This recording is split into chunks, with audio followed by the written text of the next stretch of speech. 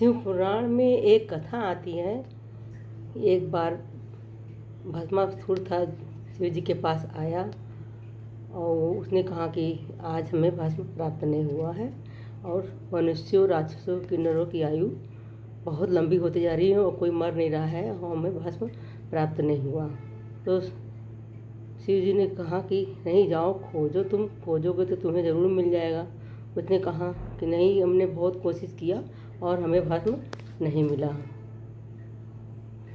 उसने कहा भगवान, एक उपाय है मेरे पास, भस्म भी हमें आसानी से मिल सकता है। वो खूब कठोर तपस्या करने लगा शिव जी को प्रसन्न करने के लिए।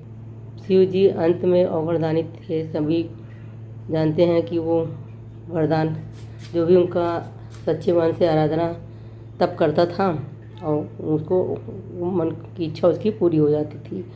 उसने कठोर तप किया और जब कठोर तप के बाद प्रसन्न हुए कि शिव जी, तो उसने मांगा, उससे पूछे कि क्या चाहिए तुमको। उसने कहा कि मुझे वरदान दीजिए कि मैं जिसके सिर पे हाथ रखूं वो भस्म हो जाए। शिव जी ने कहा ठीक है, ऐसा ही हो जाएगा। और वो उसका देखिए कि वो शिव जी के ही पीछे पड़ गया। शिव जी के पीछे पड़ गया और शिव जी को भागने लगे। शिव जी दौड़ते दौड़ते जाते जाते विष्णु जी के पास गए और सारा वृत्तांत बताया। विष्णु जी ने कहा कि ठीक है, मैं कुछ करता हूँ। तो विष्णु जी ने मोहिनी का रूप धारण करके भस्मासुर के पास गए और उसको लुभाने की कोशिश की। क्या क्या तुम्हारी क्या प्रॉब्लम है, क्या? उसने कहा कि नहीं, बस ऐसे ही शिव जी ने, शिव हैं, हमें वरदान दिए थे। और उसने कहा कौन से शिव बेकार है, कोई शिव में कोई अर्थ है नहीं, कोई बेकार के वरदान है, वो कुछ है नहीं। सब तुम्हें वरदान दिए थे तो तुम उसको चेक करके देखो कि क्या वास्तव में वरदान में पावर है, सिद्ध है वो वरदान। तो उसने कहा क्या करने। तब उसने तो मोहिनी रूप विष्णु जी ने बहुत चालाकी से उसको अपने बातों में फंसाते हुए कहा कि अपने सर पे हाथ रख के देख लो कि वरदान सही है, वो जो शिव जी आप दिए हैं तुमको।